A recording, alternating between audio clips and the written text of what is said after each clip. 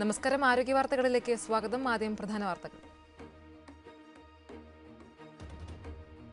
സംസ്ഥാനത്ത് ഡെങ്കിപ്പനിക്ക് ശമനമില്ല. പനി ബാധിച്ച് ഇന്നലെ മരിച്ചത് 9 പേർ.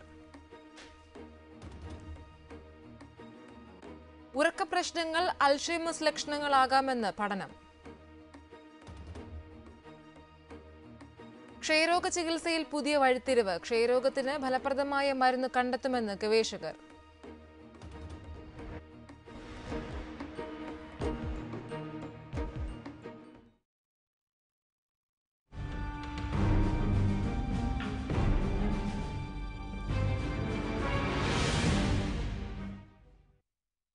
പനി ബാധിച്ച് സംസ്ഥാനത്ത് 9 പേർ കൂടി മരിച്ചു. 4 പേർ പനി ബാധിച്ചും 3 പേർ ഡെങ്കിപ്പനി ബാധിച്ചും 2 പേർ എലിപ്പനി ബാധിച്ചുമാണ് മരിച്ചത്. ശനിയാഴ്ച പകർച്ചപ്പനി ബാധിച്ച് സംസ്ഥാനത്ത് 16,909 പേർ ചികിത്സ തേടി. തിരുവനന്തപുരം ജില്ലയിലും ഡെങ്കിപ്പനി ബാധിതരുടെ എണ്ണം കൂടുന്നു. ഇന്നലെ 88 പേർക്ക് ഡെങ്കിപ്പനി സ്ഥിരീകരിച്ചു. 77 പേർക്ക് ഡെങ്കിപ്പനി ഉള്ളതായി സംശയിക്കുന്നുണ്ട്. നഗരപരിധിയിലാണ് ഏറ്റവും കൂടുതൽ ഡെങ്കിപ്പനി റിപ്പോർട്ട് ചെയ്യുന്നത്.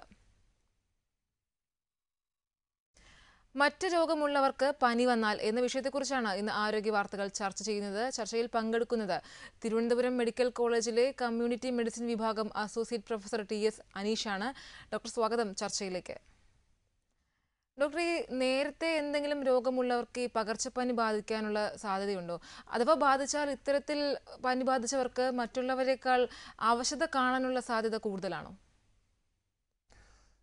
പനി സാധാരണ ആളുകളെ ബാധിക്കുന്നതിനേക്കാൾ അധികം മറ്റവശതയുള്ള മറ്റ് രോഗങ്ങളുള്ള ആളുകളെ ബാധിക്കാനുള്ള സാധ്യതയുണ്ട്. അതിന് കാരണം പനിയുടെ അണുജീവികൾ നമ്മുടെ ചുറ്റും ഉണ്ട്, പക്ഷെ നമുക്ക് പനി വരണമെന്നില്ല. അതിന് പ്രധാനപ്പെട്ട കാരണം നമ്മുടെ രോഗപ്രതിരോധ ശക്തി അല്ലെങ്കിൽ ഇമ്മ്യൂണിറ്റി എന്ന് പറയുന്നതാണ്. പക്ഷെ മറ്റ് രോഗങ്ങളുള്ളവർക്കോ അല്ലെങ്കിൽ ശാരീരികമായിട്ട് മറ്റ് അവശതകൾ അനുഭവിക്കുന്ന ആളുകൾക്കോ പൊതുവെ രോഗപ്രതിരോധ ശക്തി കുറവായിരിക്കും. അതുകൊണ്ട് തന്നെ അത്തരത്തിലുള്ള ആൾക്കാർക്ക് പകർച്ചപ്പനി ബാധിക്കാനുള്ള സാധ്യത മറ്റുള്ളവരെക്കാൾ കൂടുതലാണ്.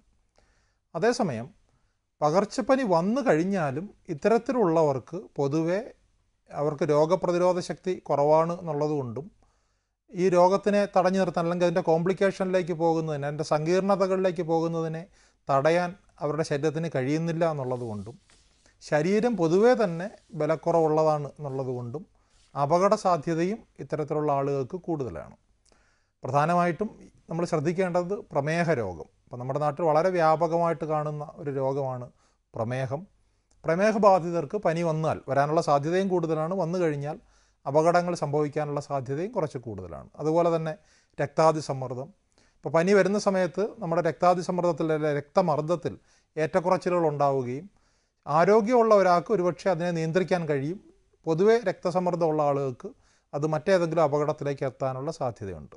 പിന്നെ തീരെ ചെറിയ കുട്ടികൾ, ഒരുപാട് മുതിർന്ന ആളുകൾ, ഈ ഗർഭിണികളായിട്ടുള്ള സ്ത്രീകൾ, ഇപ്പം ശരീരത്തിൻ്റെ രോഗപ്രതിരോധ ശേഷിയെ കുറയ്ക്കുന്ന രീതിയിലുള്ള മരുന്ന് കഴിച്ചുകൊണ്ടിരിക്കുന്ന ആളുകൾ, ഇങ്ങനെ ഒരു കൂട്ടം ആളുകൾക്ക്, പിന്നെ HIV രോഗികൾ, അപ്പോൾ അങ്ങനെയുള്ളൊരു ചെറിയ ശതമാനം ആളുകൾ നമ്മുടെ ഇടയിലുണ്ട്.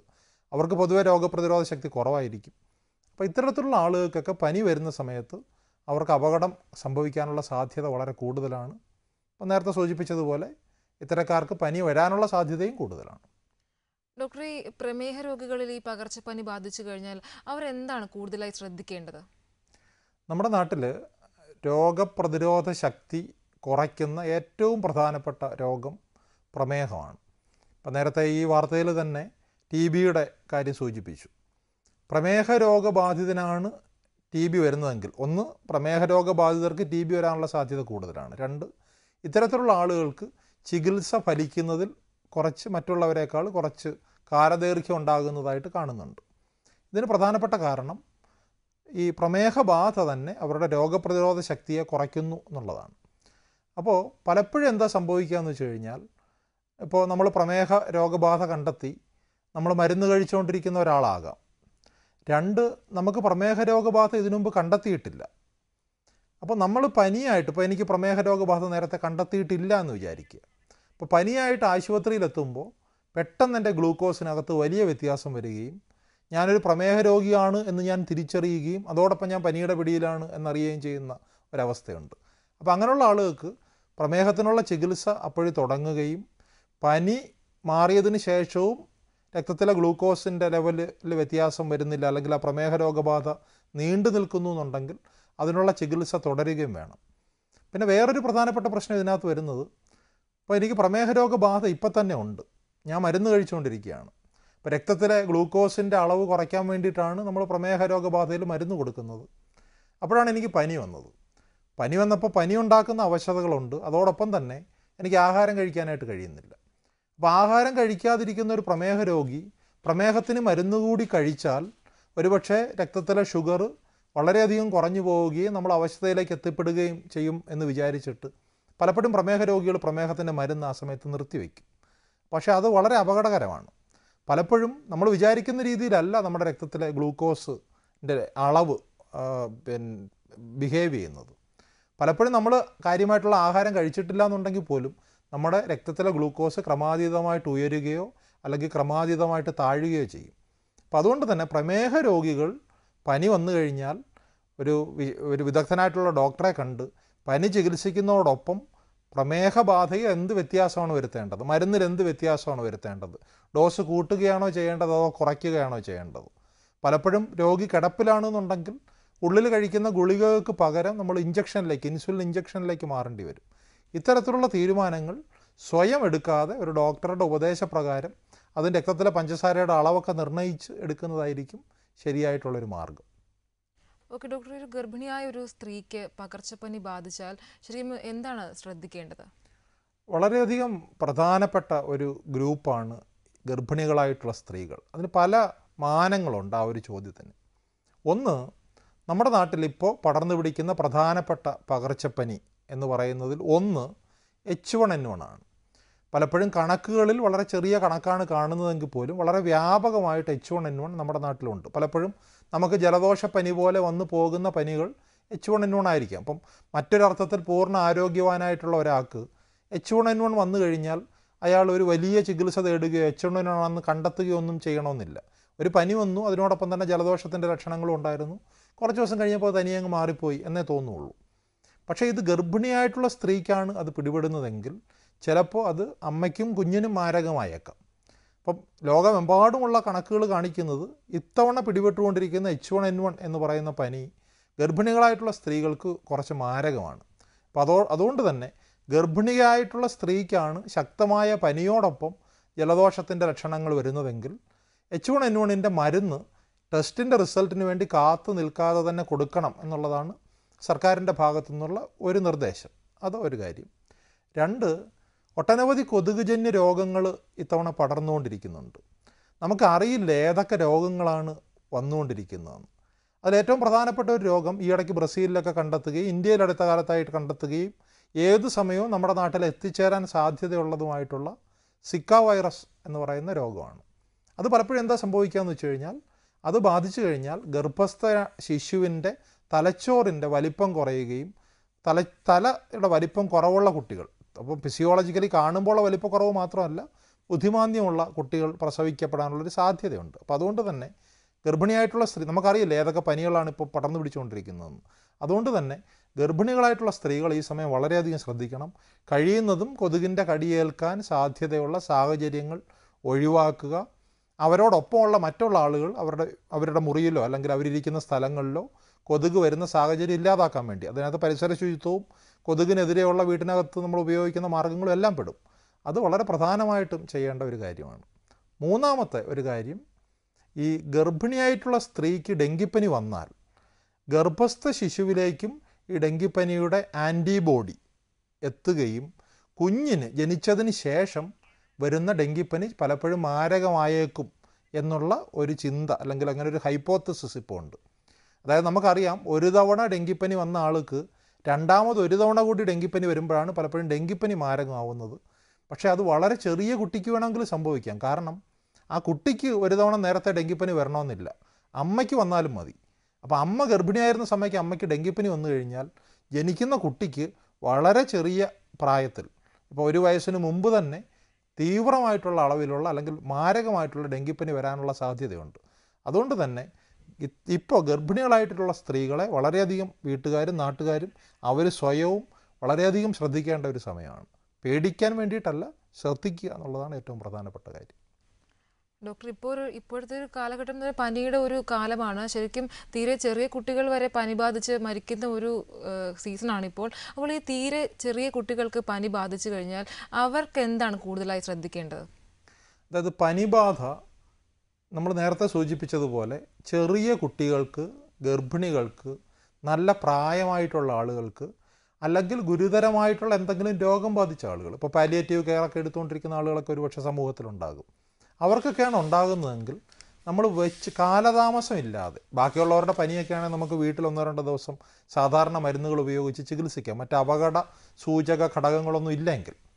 പക്ഷേ ഇത്തരത്തിലുള്ള ആളുകൾക്കാണ് പനി വരുന്നതെങ്കിൽ വളരെ വേഗത്തിൽ തന്നെ നമ്മളൊരു വൈദ്യസഹായം തേടേണ്ടതായിട്ടുണ്ട്.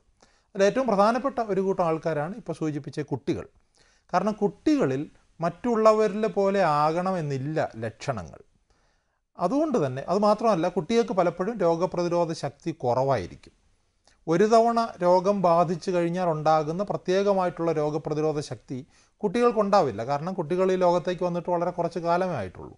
അപ്പോൾ അതുകൊണ്ട് പല രോഗങ്ങളും കുട്ടികളിൽ കാണിക്കുന്ന ലക്ഷണങ്ങളല്ല പൊതുവെയുള്ള രോഗലക്ഷണങ്ങൾ വ്യത്യാസമുള്ള ലക്ഷണങ്ങൾ കുട്ടികളിൽ പ്രകടമാകാം. അതുകൊണ്ട് തന്നെ ഈ സമയത്ത് കുഞ്ഞുങ്ങൾക്കുണ്ടാകുന്ന പനി നമ്മൾ കരുതിയിരിക്കണം.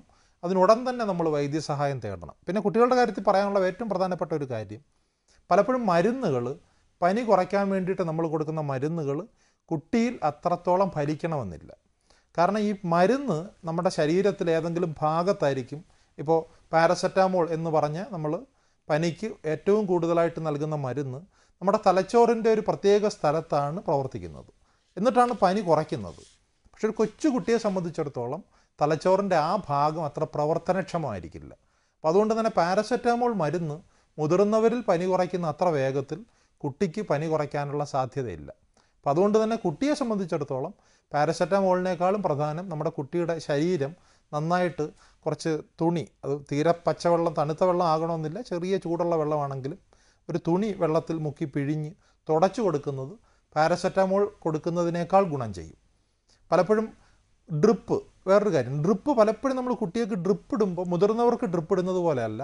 അവരുടെ രക്തത്തിൻ്റെ മൊത്തമുള്ള അളവ് കുറവാണ്. അതിനകത്തേക്ക് നമ്മൾ ഡ്രിപ്പിലൂടെ കൂടുതൽ വെള്ളം ചേർത്ത് കഴിഞ്ഞാൽ അവരുടെ ഹൃദയത്തിന് താങ്ങാവുന്നതിലും കൂടുതൽ ലോഡ് എടുക്കേണ്ടി വരികയും ഹൃദയത്തിന് പ്രവർത്തനം പറ്റിയിട്ട് കുട്ടിക്ക് അപകടം പറ്റാനുള്ള സാധ്യതയുണ്ട്. അതുകൊണ്ട് കൊച്ചു കുട്ടികൾക്ക് ഡ്രിപ്പ് കൊടുക്കുന്നത് വളരെ അപകടകരമായിട്ടുള്ളൊരു കാര്യമാണ്. ആവശ്യം വന്നാൽ കൊടുക്കണം, അതിനെപ്പറ്റിയല്ല പറയുന്നത്. അതുതന്നെ കൃത്യമായിട്ട് ഇപ്പോൾ ഡോക്ടർമാർ പലപ്പോഴും ഡ്രിപ്പുമായിട്ട് ബന്ധപ്പെട്ട ഒരു കാര്യം, ഡോക്ടർ അല്ലെങ്കിൽ നഴ്സ് ഡ്രിപ്പിൻ്റെ ഒരു സ്പീഡ് ഒരു പ്രത്യേക രീതിയിൽ സെറ്റ് ചെയ്തിട്ട് പോകും. മിനിറ്റിൽ 5 തുള്ളി 6 തുള്ളി അവരൊരു കണക്ക് വെച്ചിട്ടായിരിക്കും സെറ്റ് ചെയ്യുക. നമ്മൾ പലപ്പോഴും അത് വേഗത്തിലാക്കുകയോ അതിൻ്റെ വേഗത കുറയ്ക്കുകയോ ചെയ്യും. നമ്മളെ സംബന്ധിച്ചിടത്തോളം പലപ്പോഴും നമ്മൾ ചിന്തിക്കുന്നത് ആ പൈൻറ്റിലുള്ള വെള്ളം മുഴുവൻ എത്രയും വേഗത്തിൽ നമ്മുടെ രക്തത്തിലേക്ക് എത്തുന്നോ അത്രയും വേഗത്തിൽ നമ്മുടെ ക്ഷീണം മാറി നമുക്ക് അത്രയും പെട്ടെന്ന് വീട്ടിൽ പോകാം എന്നാണ് പലപ്പോഴും ചിന്തിക്കുന്നത്. കുഞ്ഞുങ്ങളുടെ കാര്യത്തിൽ ഇത് വളരെ പ്രധാനമാണ്. ഒരുപക്ഷെ പൂർണ്ണമായിട്ട് ഒരു ഡ്രിപ്പ് മുഴുവൻ കൊടുക്കാൻ ഡോക്ടർ പ്ലാൻ ചെയ്തിട്ടുണ്ടാവില്ല. അതിൻ്റെ കാൽഭാഗമേ ചിലപ്പോൾ കൊടുക്കാൻ അദ്ദേഹം ഉദ്ദേശിച്ചിട്ടുണ്ടാവുള്ളൂ. അതനുസരിച്ചിട്ടായിരിക്കും ആ സ്പീഡ് സെറ്റ് ചെയ്തിരിക്കുന്നത്. അപ്പം ഡ്രിപ്പ് കൊടുക്കുന്ന സമയത്ത് ഡോക്ടറോട് തന്നെ ചോദിക്കുക, എത്ര തുള്ളിയാണ് ഒരു മിനിറ്റിൽ. ചിലപ്പോൾ ഡ്രിപ്പ് തന്നെ ആരെങ്കിലും കൈതട്ടി സ്പീഡ് കൂടിയാലും നമുക്ക് ചെക്ക് ചെയ്യാം സ്പീഡ് കൂടിയോ എന്നുള്ള കാര്യങ്ങൾ. അപ്പോൾ കുഞ്ഞുങ്ങളുടെ കാര്യത്തിൽ ഒന്ന് പ്രത്യേകം ശ്രദ്ധിക്കണം. കാരണം പലപ്പോഴും ഇത്തരത്തിലുള്ള പനികൾ കുട്ടികളെ കൂടുതൽ അപകടത്തിലേക്ക് എത്തിക്കുന്നതായിട്ട് കാണുന്നുണ്ട്. പിന്നെ പനി പ്രതിരോധത്തിലും കുട്ടികളുടെ കാര്യത്തിൽ വളരെ പ്രധാനമാണ്.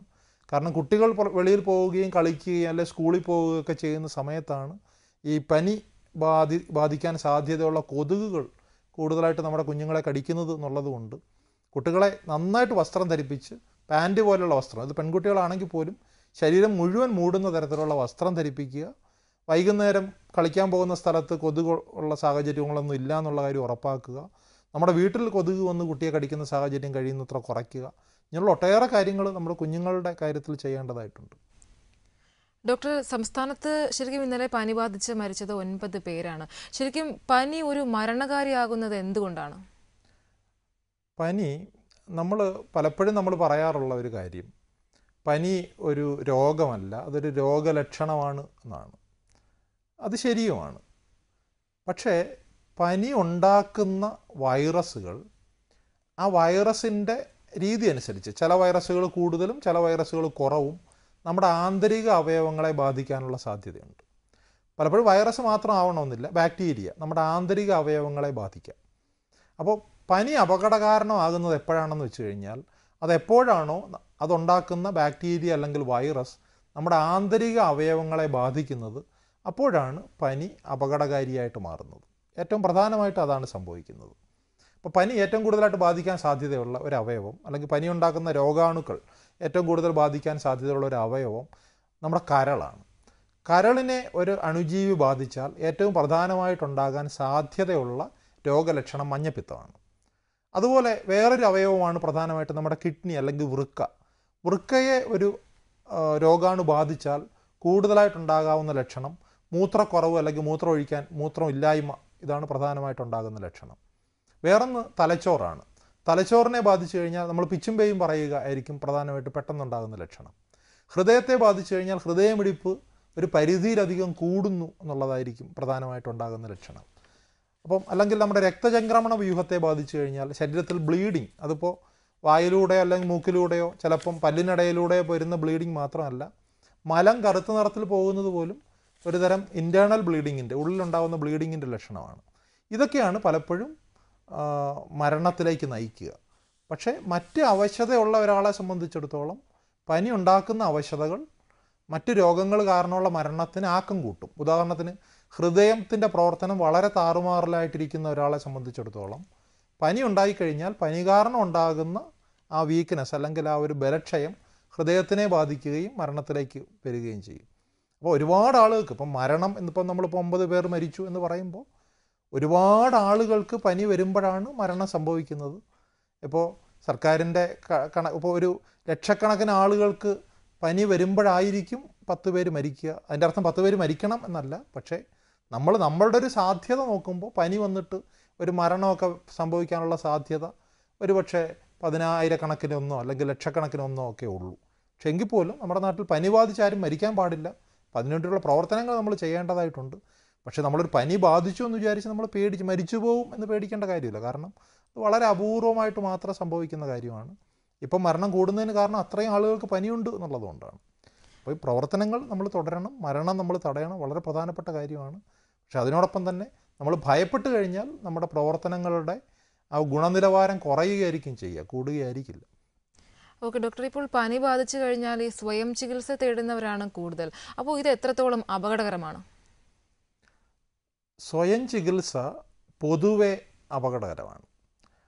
പക്ഷേ പലപ്പോഴും നമ്മൾ സ്വയം ചികിത്സ കുറച്ചൊക്കെ നമ്മൾ പ്രോത്സാഹിപ്പിക്കാറുണ്ട് ഒരു പരിധി വരെ.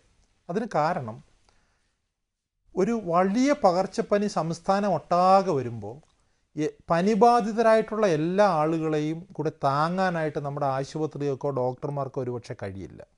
അപ്പോൾ ചെറിയ പനിയുള്ളവർ കൂടി ആശുപത്രിയിൽ തിക്കിത്തിരക്കിയാൽ വലിയ പനിയുള്ള അല്ലെങ്കിൽ അപകടകാരികളായിട്ടുള്ള രോഗാണുക്കൾ കാരണം ഉണ്ടാകുന്ന രോഗങ്ങളുള്ളവർക്ക് ചികിത്സ കിട്ടാൻ വൈകുകയും അവരൊരുപക്ഷെ മരണത്തിലേക്കോ മറ്റു ബുദ്ധിമുട്ടുകളിലേക്കോ നീങ്ങുകയും ചെയ്യും എന്നുള്ളതുകൊണ്ടാണ് നമ്മൾ ഒരല്പം സ്വയചികിത്സയാകാം എന്ന് പറയുന്നത്.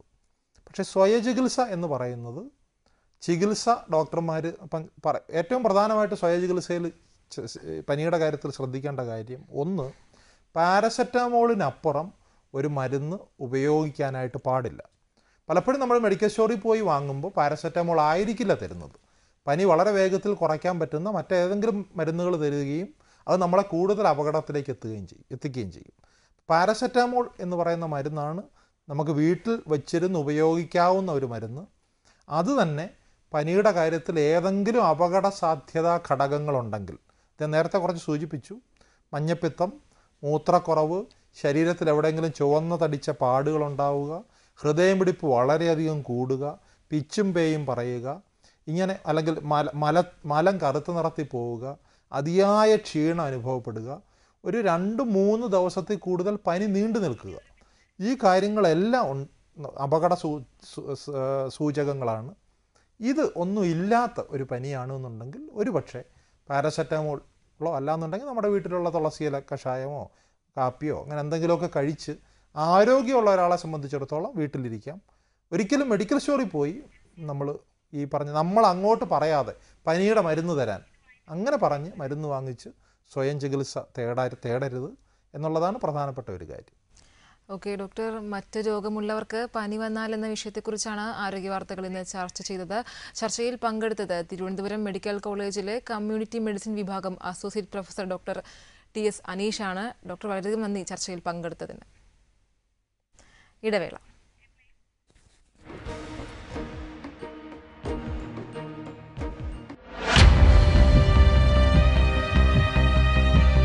ജീവിതം തന്നെ ദുഃഖമായവർക്ക് സാന്ത്വനമായി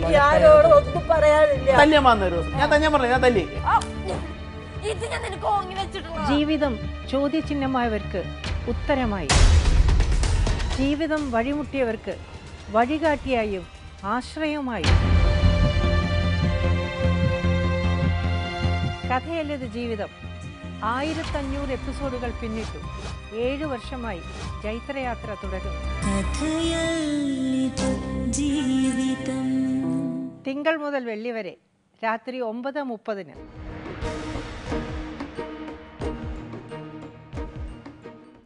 ആരോഗ്യമുള്ളവരിൽ കാണപ്പെടുന്ന ഉറക്കമില്ലായ്മ അൽഷൈമേഴ്സ് ലക്ഷണമാകാമെന്ന് ഗവേഷകർ. ഉറക്കം അൽഷൈമേഴ്സിന്റെ വികാസത്തെ പലവിധത്തിൽ ബാധിക്കുന്നുണ്ടെന്ന് പഠനത്തിന് നേതൃത്വം നൽകിയ ബാർബറ B. ബെഡിൽ അഭിപ്രായപ്പെട്ടു. ഓർമ്മ പ്രശ്നങ്ങൾ ഒന്നുമില്ലാത്ത എന്നാൽ ഭാവിയിൽ അൽഷൈമേഴ്സ് സാധ്യതയുള്ള ശരാശരി 63 വയസ്സ് പ്രായമുള്ള 101 പേരെ ഗവേഷകർ പഠനവിധേയമാക്കി. ഇവരുടെ ഉറക്കത്തിന്റെ ഗുണം അളക്കുന്നതിനൊപ്പം സ്പൈനൽ ഫ്ലൂയിഡ് ടെസ്റ്റും നടത്തി. ഉറക്കമില്ലായ്മയും ഉറക്കത്തടസ്സവും കണ്ടെത്തിയവരിൽ അൽഷൈമേഴ്സ് സാധ്യത കൂടുതലാണെന്ന് കണ്ടെത്തി. അമേരിക്കയിലെ വിസ്കോൺസിൻ മാഡിസൺ സർവകലാശാലയിലെ ഗവേഷക സംഘമാണ് പഠനത്തിന് പിന്നിൽ. ക്ഷയരോഗ ചികിത്സയിൽ വഴിത്തിരിവ്. ക്ഷയരോഗത്തിന് ഫലപ്രദമായ മരുന്ന് കണ്ടെത്തുമെന്ന് ഗവേഷകർ. ക്ഷയരോഗത്തിന് കാരണമാകുന്ന മൈക്രോബാക്ടീരിയം ട്യൂബർകുലോസിസിലെ ചയാപചയ പ്രവർത്തനങ്ങൾക്ക് കാര്യമായ മാറ്റം വരുത്താൻ പുതിയ മരുന്ന് കാരണമായേക്കാമെന്ന് ഗവേഷകർ പറയുന്നു. ലോകമെമ്പാടും 1.5 ബില്യൺ ക്ഷയരോഗികൾ ഉണ്ടെന്നാണ് കണക്ക്.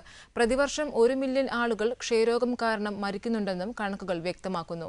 കോർണൽ സർവകലാശാലയിലെ ബ്രിയാൻ വാൻഡർവെനിന്റെ നേതൃത്വത്തിലുള്ള സംഘമാണ് കണ്ടെത്തലിന് പിന്നിൽ. പ്രധാന ആരോഗ്യ വാർത്തകൾ വീണ്ടും. സംസ്ഥാനത്ത് ഡെങ്കിപ്പനിക്ക് ശമനമില്ല. പനി ബാധിച്ച് ഇന്നലെ മരിച്ചത് 9 പേർ. ഉറക്ക പ്രശ്നങ്ങൾ അൽഷൈമേഴ്സ് ലക്ഷണങ്ങളാകാമെന്ന് പഠനം.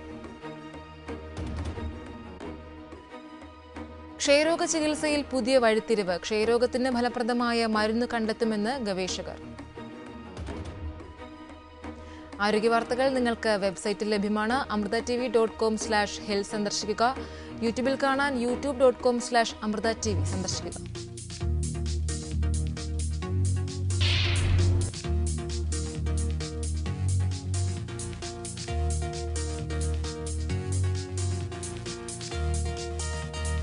ആരോഗ്യവാർത്തകൾ വീണ്ടും നാളെ ഉച്ചയ്ക്ക് 12:30 കാണാം. നമസ്കാരം.